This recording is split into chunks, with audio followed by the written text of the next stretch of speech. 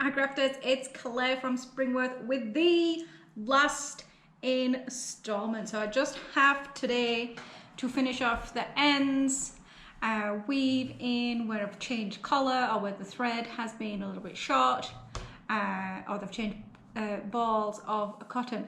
I did start this yesterday, so there are some that have already been completed. In fact, I'm probably, hopefully, fingers crossed, about halfway there. So I thought I would just give you a quick overview of how I have chosen to weave in the ends of this cotton shawl, slightly different to how I would weave in normal wool ends, because it doesn't kind of meld together. So with wool, the fibers kind of grab and knit, for want of a better word, onto each other, so they don't come apart as easily. So with this, I'm going to use a slightly different technique for the ends so that they hopefully stay in place. So I'm going to start by just tightening any of the stitches.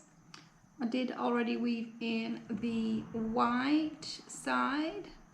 And then I'm going to take this thread from the end and I'm going to work it back into the body just a little bit, thinking about where I'm going, because obviously I don't want to work into this lace slip. Don't want to work into this lace slip, so I'm probably going to try and come into this area.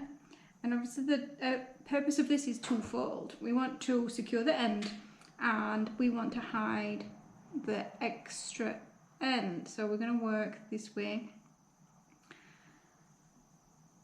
If you have a more regular pattern, like a stockinette or just a regular knit, it can be a little bit easier to hide the stitch and work in with the stitches.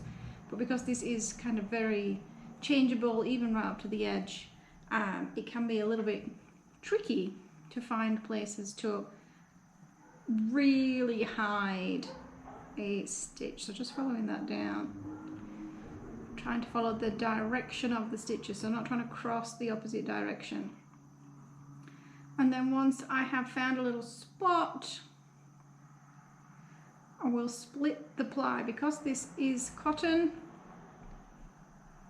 kind of need to work this a little bit differently to how you might work a wool. So I'm going to just split this 4-ply into 2.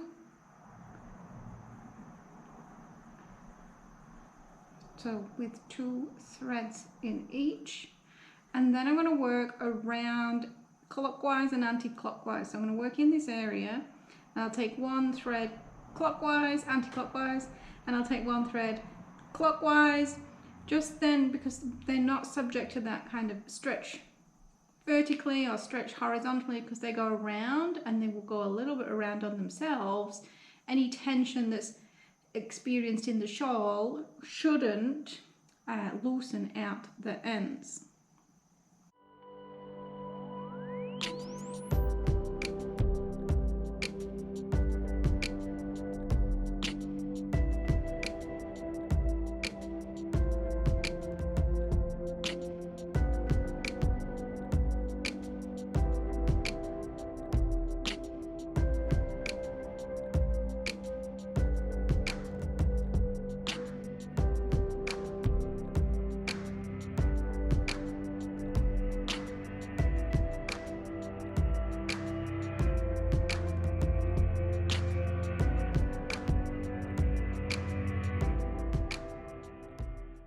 Here is the finished shawl.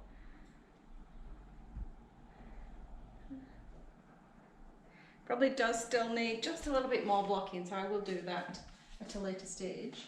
Let me give you the full demo.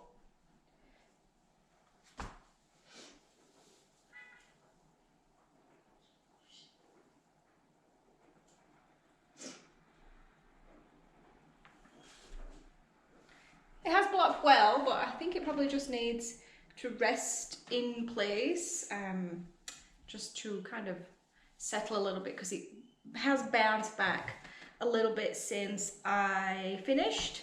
I have managed to close that little stretch down, and so we pretty much almost competition ready. And I will just remind you, is the Acalypha shawl pattern from Expression Fibre Arts. And yeah, love how it turned out. Cotton, 4-ply, in the 3 colours. Beautiful. Thanks for joining.